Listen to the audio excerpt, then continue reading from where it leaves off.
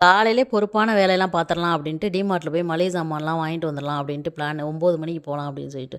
மணி 9 ஆச்சு, 10 ஆச்சு, 11 ஆச்சு, 12 ஆச்சு. அடிக்கிற வெயிலுக்கு உட்காந்து வாசல்ல வேடிக்கை மட்டும் தான் பார்க்க முடிஞ்சுச்சு. அந்த இதான் நான் கிளம்ப மணி 2:30 ஆயிடுச்சு. 2:30 கிளம்புனாலும் என்ன வெயில், சரியான வெயில் அப்பாடா அப்படின்ற மாரி இருந்துச்சு. நானும் மளிகை சாமான்லாம் வாங்கி கிட்டத்தட்ட 4 மாதம் இருக்கும்னு நினைக்கிறேன். எப்போ வாங்கினேன்னு எனக்கே ஞாபகம் இல்ல. பக்கத்துல இருக்க மொக்கு கடையிலே வாங்கிட்டு அப்படியே ஓட்டியாச்சு. சரி இன்னைக்கு பொறுப்பா வேலை பார்த்துரலாமே அப்படின்னு சொல்லிட்டு வந்தாச்சு.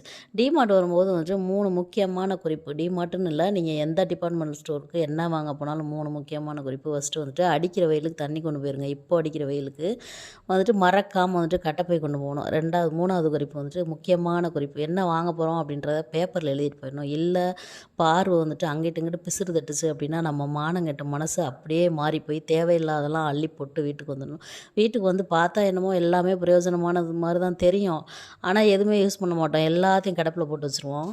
அதுக்கப்புறம் இந்த வீட்டுக்கு வந்ததுலேருந்து நான் விளக்கமாறு கூட வாங்கவே இல்லை. ஏற்கனவே ஹவுஸ் ஓனர் வச்சிருந்தா தான் யூஸ் பண்ணிகிட்டு இருந்தேன்.